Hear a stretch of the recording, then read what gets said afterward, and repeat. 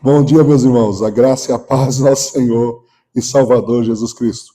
Como os irmãos perceberam, essa não é a minha voz, não é a voz do poderoso chefão,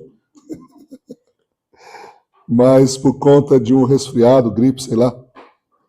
Então, estamos aí com a voz um pouco rouca, ok? Eu creio que vai dar. Caso não dê, chame um dos presbíteros para dar continuidade à mensagem de hoje. Vamos abrir nossas Bíblias em Atos, capítulo 5. Atos dos Apóstolos, capítulo 5. Nós vamos ler o texto que está no versículo 12 ao versículo 16. Atos, capítulo 5, de 12 a 16. E pelas mãos dos apóstolos, muitos sinais e maravilhas eram operados entre o povo. Estavam todos unânimes no pórtico de Salomão. E dos restantes, nenhum homem ousava unir-se a eles, embora o povo os enaltecesse. E crentes lhes eram ainda mais acrescidos no Senhor. Multidões, tanto de homens quanto de mulheres. De sorte que os enfermos eram levados para as ruas e depositados em camas e em macas, para que, ao passar Pedro, ao menos a sombra dele se projetasse sobre alguns. Veio também uma multidão saída das cidades circunvizinhas a Jerusalém, trazendo os enfermos e os atormentados por espíritos imundos, e todos eram curados. Que o Senhor abençoe sua palavra em nossos corações nessa manhã. Amém? Meus irmãos, eu quero compartilhar nessa manhã com vocês e com aqueles que irão assistir essa gravação a respeito da igreja que impacta a sociedade. Uma igreja que impacta a sociedade. A igreja cheia do Espírito Santo, ela traz impacto positivo. E nós vamos ver que há três manifestações importantes, três manifestações que impactam a sociedade. A primeira manifestação que vemos no texto é a unidade da igreja. A unidade da igreja impacta a sociedade.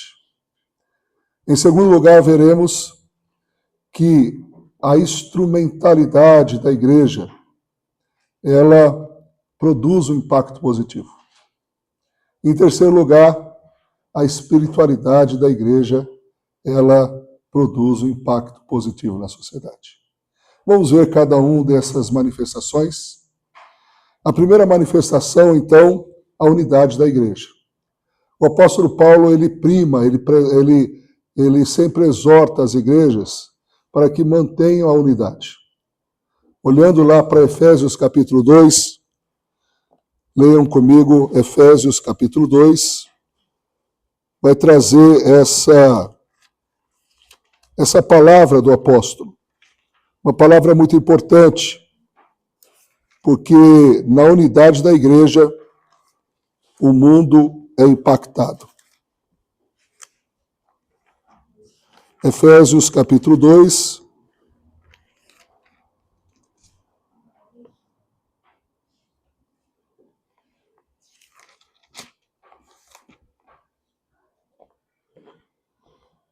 nós vamos ler a partir do verso 11.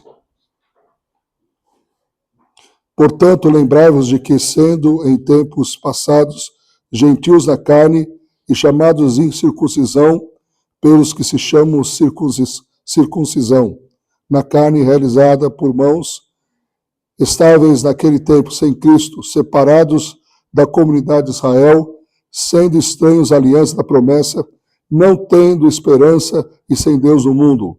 Mas agora em Cristo, vós que antes estáveis longe, fosse aproximados pelo sangue de Cristo. Ele é a nossa paz, e de ambos fez um. Derrubou a parede da separação entre nós, que se achava no meio, tendo abolido em sua carne a inimizade, a saber, a lei dos mandamentos expressa em ordenanças, para criar em si mesmo de dois homens um novo homem, estabelecendo assim a paz, e para reconciliar pela cruz a ambos, como Deus em um só corpo, tendo matado com ele a inimizade, e veio e pregou a paz a vós que estáveis longe, bem como o que estáveis perto, pois por meio dele ambos temos acesso ao Pai em um só Espírito. Agora, portanto, já não sois estrangeiros, nem forasteiros, mas concidadãos dos santos e pertencentes à família de Deus, e estáis edificados sobre o fundamento dos apóstolos e profetas, sendo o próprio Cristo a principal pedra de esquina, e nele todo edifício bem ajustado cresce e se torna templo do Senhor, no qual também fostes juntamente ficados para a habitação de Deus no Espírito. Então, a primeira situação pela qual Deus traz a unidade é trazer para o centro, para a família de Deus, quebrando o muro de separação entre os judeus e os não-judeus. Então, meus irmãos, não existe dois povos na terra. Existe um povo só. O povo de Deus. A igreja é a junção de dois povos, ou um povo escolhido e os demais povos que, pela instrumentalidade desse povo escolhido e o descendente e a semente da mulher, Jesus Cristo, a raiz de Davi, o renovo, ele traz então uma unidade.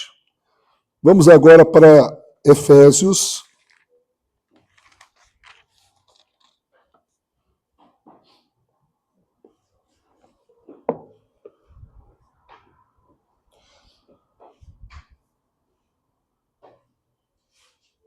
Efésios capítulo 4.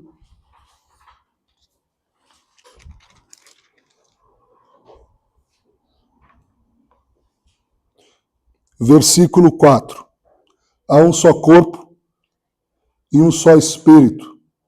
Assim também fostes chamados em uma só esperança de vossa vocação.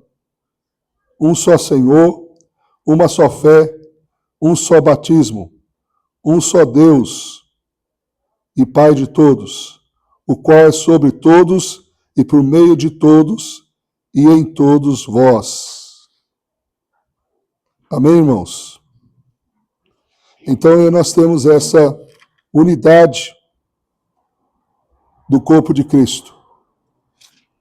E assim nós podemos ver que essa questão da unidade é algo essencial, é imprescindível que o mundo seja impactado através da unidade do corpo de Cristo. Porque se as pessoas lá fora observarem e verem que o nosso comportamento é de amor um para com os outros, de unidade, eles já podem até não concordar em algumas coisas, mas isso de fato traz impacto. Porque hoje em dia a sociedade está dividida em várias... o próprio país, o nosso país está dividido em dois polos.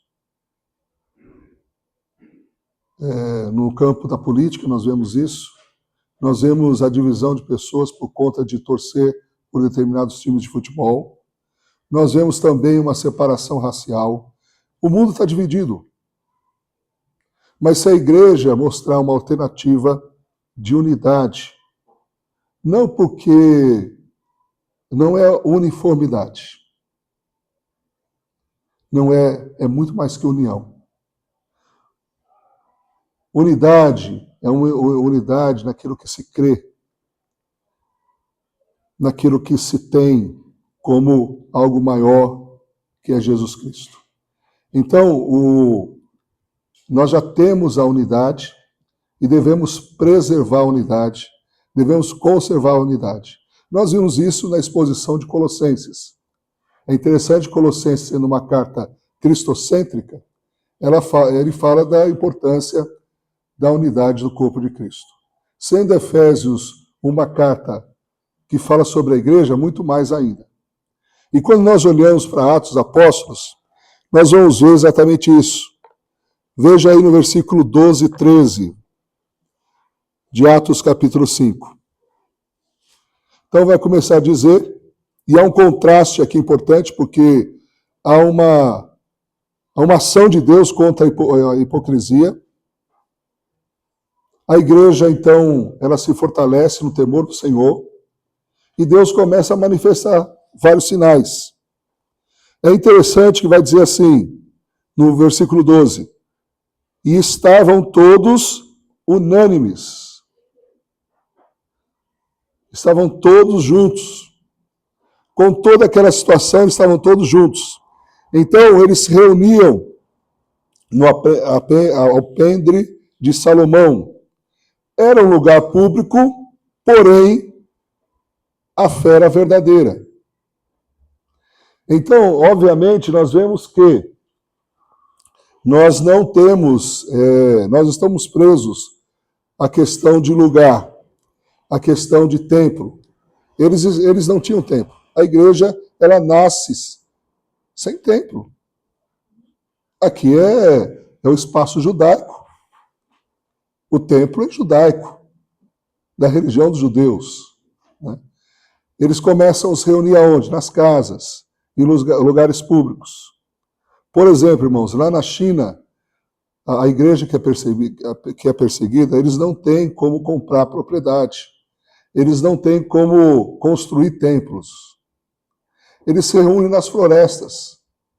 Eles se reúnem nas embarcações. Eles se reúnem de forma subterrânea. Por isso que diz que a igreja perseguida é uma igreja subterrânea. E fazendo um levantamento, aonde tem o maior número de cristãos evangélicos, sabe onde é? Exatamente nesse lugar, na China. Lógico, é um país muito grande, mas é impressionante como ali se reúnem pessoas que têm uma unidade. Então você vê, não é uma unidade nem mesmo denominacional, porque lá não tem essa questão de batista presbiteriano, de metodista.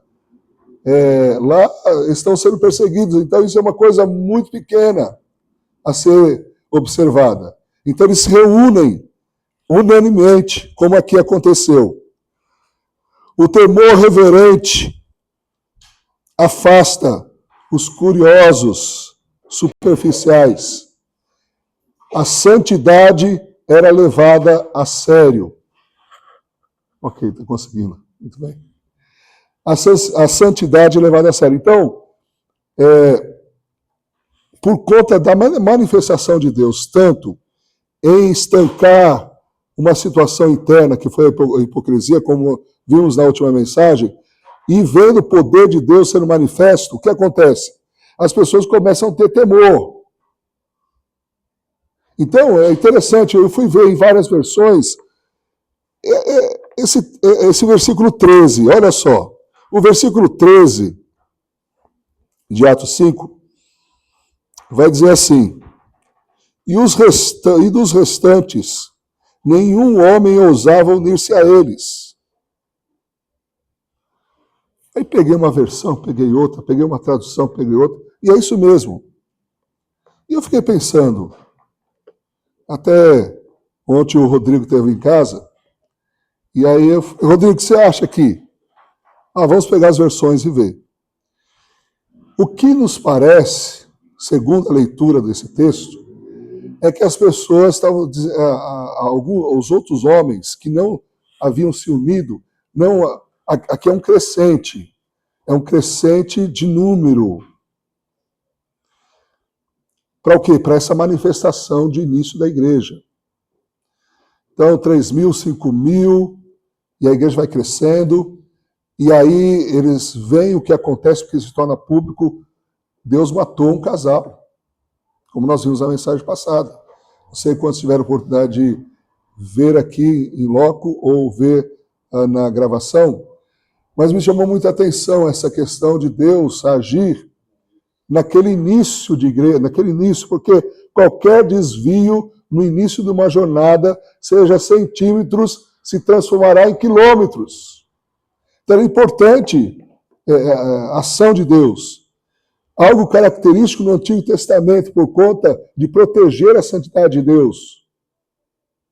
Deus fulminou pessoas porque não respeitaram, não foram reverentes. E a gente pensa assim, bom, isso é só no Antigo Testamento? Não, acontece também no Novo Testamento. É lógico que não é todas as vezes que isso acontece. Mas aqui no início a gente vê. Então, olha só, Deus se manifesta agindo contra a idolatria, porque o inimigo ele trabalha querendo destruir a igreja. E ele trabalha de várias formas. Às vezes ele entra em desespero e esperneia e quer acabar com a igreja via perseguição. Só que isso é um tiro no pé. Todas as vezes na história que a igreja foi perseguida, a igreja cresceu. E aí faz sentido esse versículo, que as pessoas não querem se agregar porque falam assim, não é de qualquer jeito. Cristianismo, igreja, seguir Jesus, ou a gente leva a sério, ou não dá pra gente não. É isso. E é interessante olha, eu já li várias vezes e eu não tinha percebido esse detalhe. Que as pessoas estavam levando tão a sério, porque, irmãos, quando a igreja é perseguida também, a perseguição é algo interessante. A perseguição vai dizer quem é e quem não é. A perseguição separa, sim, aqueles que querem levar a sério e aqueles que não querem levar a sério. Tanto é que só permanece quem é crente mesmo. Muito bem. Também, irmãos, os crentes estavam unânimes ali, símbolo do quê? De comunhão e coragem. Reunir publicamente não é como aqui no Brasil, que a gente pode fazer um culto na praça, pelo menos até o momento, por enquanto. Não sabemos até quando. Mas tem países que isso é proibido. É crime. Crime federal. Lesa a pátria quem faz isso. Sabia que no mundo muçulmano a identidade vem com a seguinte descrição, muçulmano. No documento das pessoas que moram nesses países, não tem escolha, ele já nasce sendo muçulmano. Então existe todo um sistema, existe polícia religiosa, existe uma opressão. Aqui eles estavam sob ameaças. Não é uma situação confortável, mas eles se viram de tal forma tão pujante a presença de Deus, que eles vão se reunir, mesmo que eles tenham que ser presos. Mesmo que a multidão vai ser presa, não tem problema. Está todo mundo ali, no alpendre de Salomão, coragem e comunhão. O povo respeitava os apóstolos, mas havia temor em se unir a eles de forma superficial.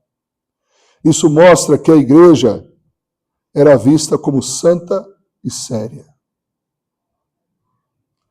Nós temos um crescimento da igreja evangélica no país.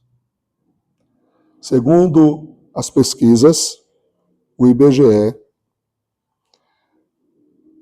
se continuar nesse ritmo de crescimento, seremos a maioria no país. Que tipo de evangélico existe no país, Brasil? Você sabia que a maioria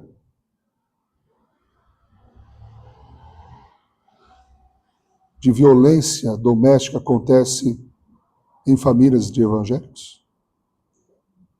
Você sabia que a maioria dos presídios são filhos de evangélicos? Essa é uma triste realidade. Porque se escancarou muito a porta da entrada. Da mesma forma que a porta de entrada está escancarada, a porta do fundo também está escancarada. Existe um número muito grande de desigrejados. Dizem que está chegando quase ao número de crentes. Ou seja, a quantidade de crentes é quase o mesmo número daqueles que já foram crentes. E muitos não vão voltar mais para a igreja. Por conta do quê? Talvez seja o contrário do que está acontecendo aqui. Também, irmãos, em segundo lugar, se nós temos a unidade como fator de impacto da sociedade, nós temos a instrumentalidade como fator de impacto da sociedade. Os milagres confirmam a autoridade dos apóstolos e a presença de Deus. Não eram apenas curas físicas, mas também libertações espirituais. Se nós observarmos lá no final do versículo 16, vai dizer assim: trazendo os enfermos e os atormentados por espíritos imundos. E todos eram curados.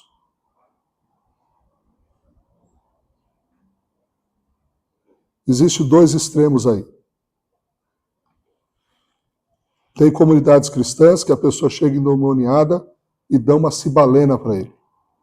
Olha, um remedinho para dor de cabeça. Existe a pessoa que entra com dor de cabeça e quer expulsar o demônio da pessoa. Então existe... aqui nós temos um ponto de equilíbrio. Nem sempre as doenças é falta de fé, quando não há cura. Nem sempre também aquilo que se tem como manifestação demoníaca, muitas vezes é uma situação mesmo de saúde. Quem discerne isso? O Espírito Santo. O Espírito Santo revela.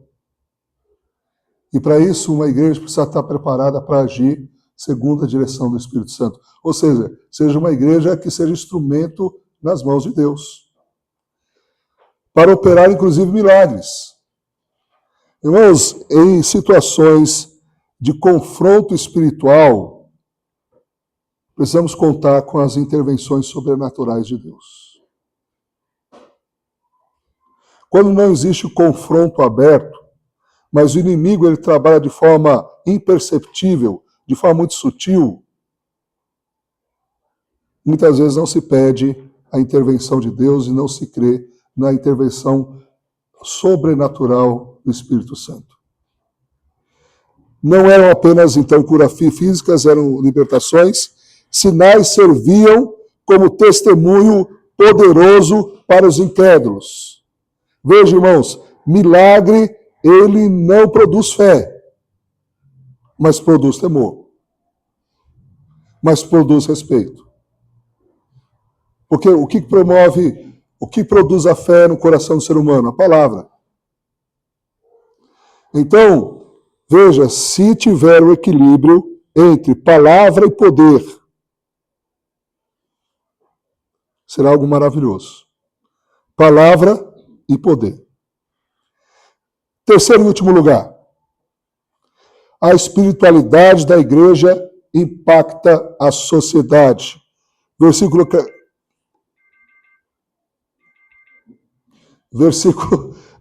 14.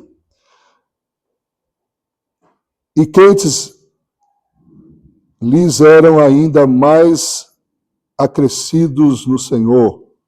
Veja, não é acrescido a igreja.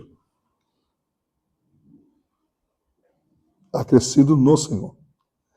Porque tem muitos que estão na igreja que Deus não tem.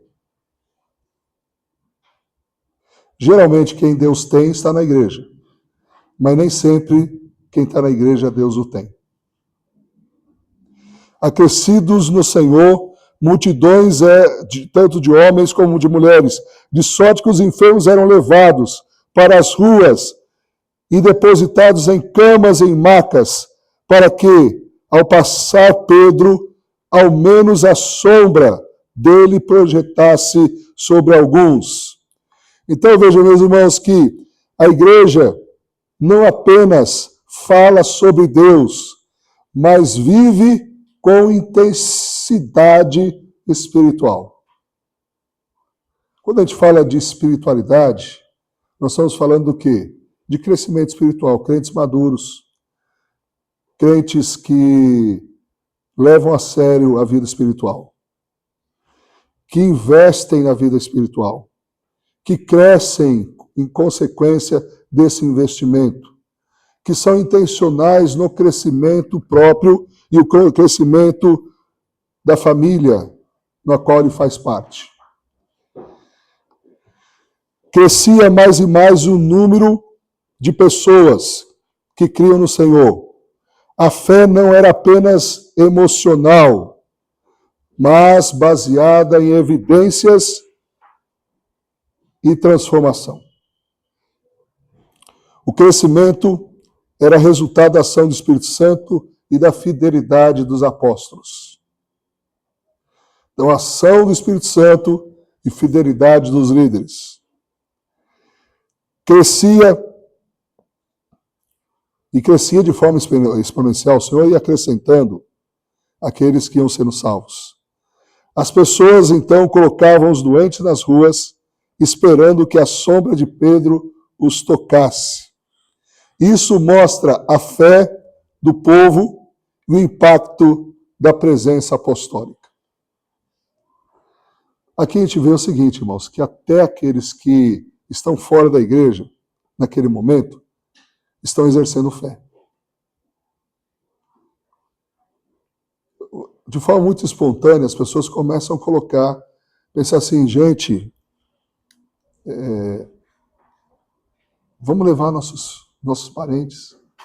Lembra aqueles 4 amigos que levaram o paralítico para Jesus? E diz que a fé foi deles. É interessante quando Jesus elogia a fé das pessoas. A tua fé te curou. Lógico, a fé não é a fé na fé, é a fé no poder de Deus.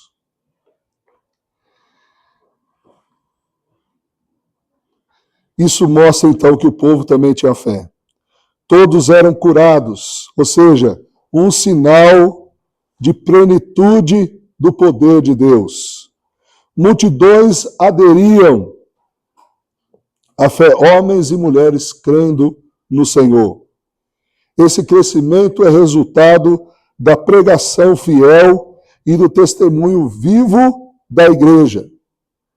Nós não podemos associar uma coisa com a outra.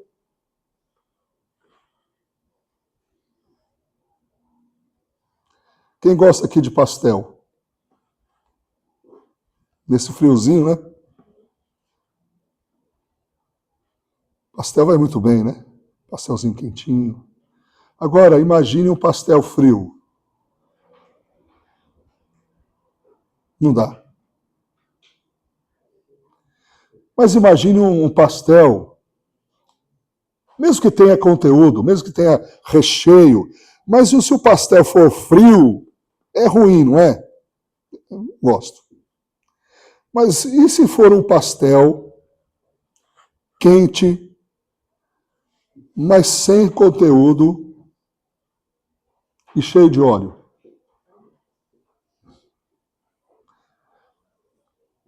Agora pense nos evangélicos como pastéis. Tem evangélico que é como pastel frio. Tem conteúdo, mas é frio. É um pó extremo. E tem evangelho que é como pastel, até quentinho, mas cheio de óleo e vazio. não tem conteúdo. Qual que é o ideal aqui? É um pastel com conteúdo, é um pastel quentinho, sem muito óleo. Aí sim. Então, sempre o desafio, porque a tendência ou é para ir mais para um lado ou ir mais para o outro. Mas é possível, pela ação do Espírito Santo, uma elasticidade para o meio, para o equilíbrio entre poder e palavra. No mesmo tempo que se dedica à palavra, se dedica à oração. Se dedica ao estudo bíblico, ao EBD, se dedica às vigílias de oração. E nesse exercício, nós chegamos a um ponto de equilíbrio, palavra e poder. Afinal de contas, Jesus disse aos religiosos, errais porque não conheceis nem a palavra e nem o poder. Palavra e poder é importante. Tudo isso que acontece, a manifestação de Deus, não é porque eles são só do poder, do reteté, da canelinha de fogo, não, mas eles têm esse ponto de equilíbrio de ter a palavra e ter o poder de Deus. Também, irmãos, a instrumentalidade mostra que esse crescimento, ele tem esse ponto de equilíbrio. Isso revela não apenas o poder de Deus, mas a fé ativa da comunidade, quando a comunidade se mobiliza para levar seus doentes. E olha, extrapola Jerusalém. Não fica só em Jerusalém. Porque o texto vai dizer, no versículo 16, veio também uma multidão saída das cidades circunvizinhas a Jerusalém. Então, a notícia começa a se espalhar. Porque se houver algo de impacto, impacta o local, impacta ao redor. Algumas aplicações. Santidade e reverência. A igreja deve ser um lugar de verdade e de temor ao Senhor. Santidade. Não podemos viver de qualquer jeito, devemos viver de forma que inspire respeito e reverência. Unidade. Estamos realmente juntos como corpo de Cristo? Nos consideramos irmãos a nível espiritual, dentro da família de Deus, onde nós temos um Pai Celestial e um irmão mais velho, que é Jesus Cristo, e todos nós somos irmãos, considerando uns aos outros, entendendo que esse nosso tempo de comunhão aqui na Terra é para que tenhamos de forma purificada e eterna no céu. Fé genuína e expansão da igreja.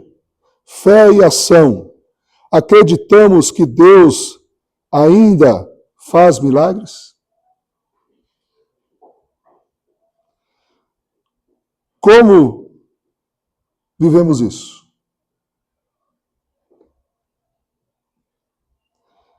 Não era marketing, era a vida transformada. Os apóstolos não apenas pregavam, mas viviam o evangelho com autoridade e compaixão.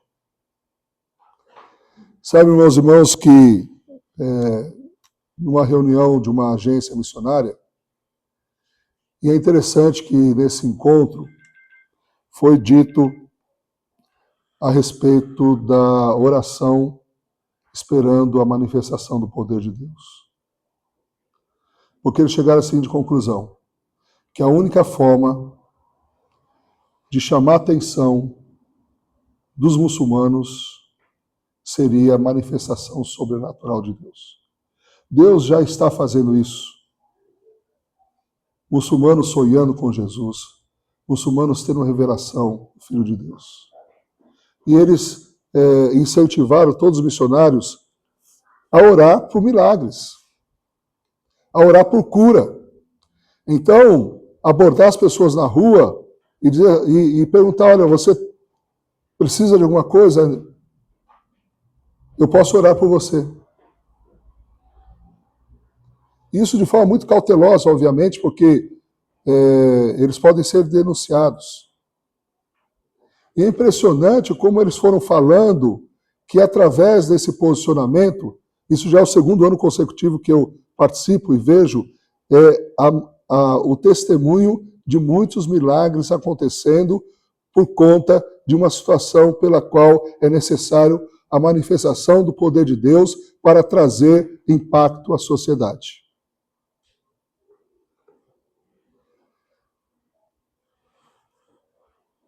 Que possamos buscar essa mesma intensidade espiritual e compromisso com o Senhor. Unidade e comunhão. A força da igreja está na união, na unidade dos crentes.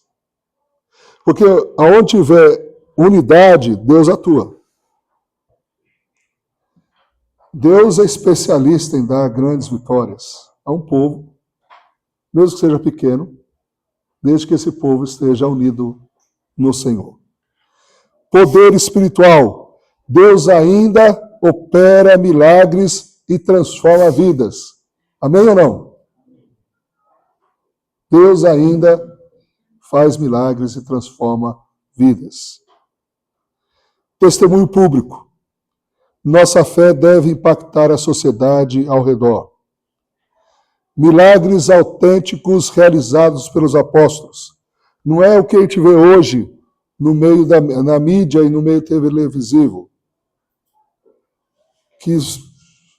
Mas até que ponto isso é milagre? Tira caroço, põe caroço, né? Algumas manipulações. Não, ali foi milagres legítimos, autênticos. Testemunho público da presença do Espírito Santo. A fé não era apenas pregada, mas vivida com poder. Enfermos nas ruas esperando a sombra de Pedro. Imagine essa cena, irmãos. Imagine o impacto. Imagine a cabeça dos religiosos. Vendo uma multidão. O que está acontecendo?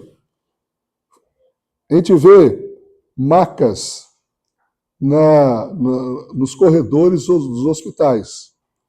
Isso demonstra o quê? A falência da saúde pública. Não tem leito. Em muitos locais não tem leito para os enfermos. Então às vezes não tem nem maca, coloca no corredor. E a pessoa ali sofrendo. Ali não. Ali eu fico imaginando uma rua, talvez a rua principal ali de Jerusalém, de um lado e de outro, esperando o quê? Que Pedro passasse. Porque eles acreditavam. A fé deles estava tão exuberante, era uma fé tão grande do povo. E fazer, não precisa nem que o apóstolo toque. Não precisa nem que o apóstolo fale.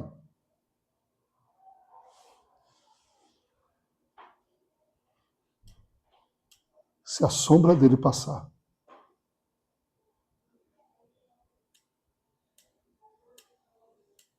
As pessoas serão curadas.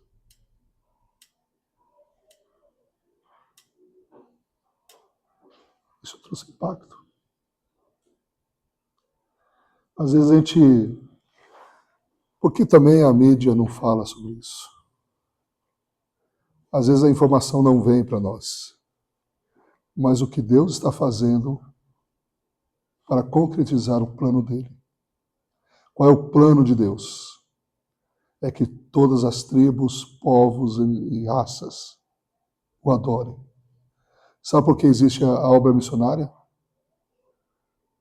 porque não existe adoração universal. No dia que houver a adoração universal, não precisa mais da obra missionária.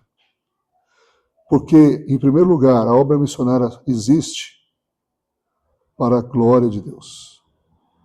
Esse é o primeiro motivo. É para que Deus seja glorificado entre todos os povos. Uma igreja unida a esse propósito de Deus, chamado Missio Dei, a missão de Deus, é uma igreja que será abençoada.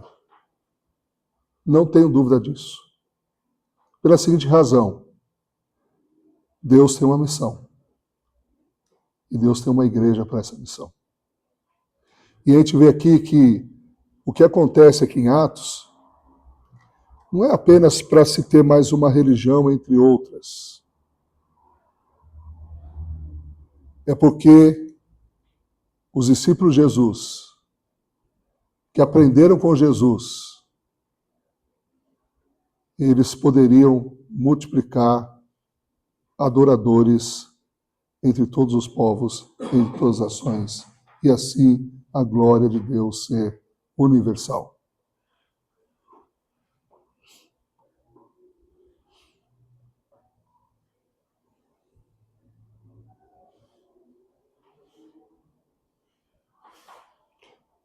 Buscamos viver com reverência? Estamos realmente conectados como igreja? Acreditamos que milagres ainda acontecem? Conclusão. Uma igreja que impacta não vive pela aparência, mas pela presença. Ela atrai, transforma e glorifica a Deus. Que sejamos essa igreja. Amém?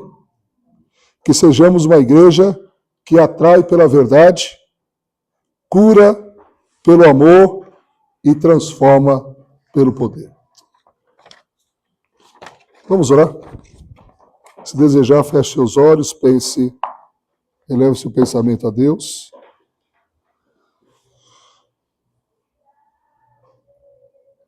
Senhor, é gratificante ver a tua atuação na vida da igreja. O impacto que as manifestações que o Senhor promove na vida da igreja faz com a sociedade.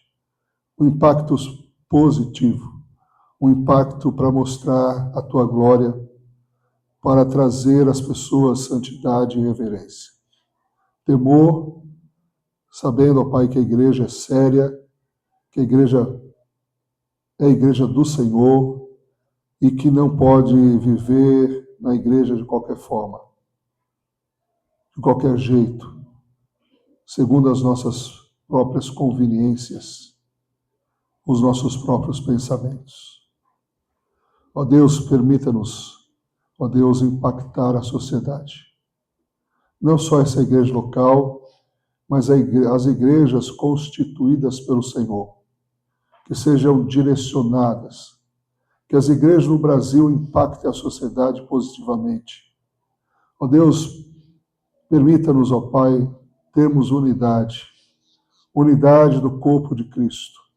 Ó Deus, como seria diferente se a igreja evangélica no Brasil fosse uma igreja com unidade.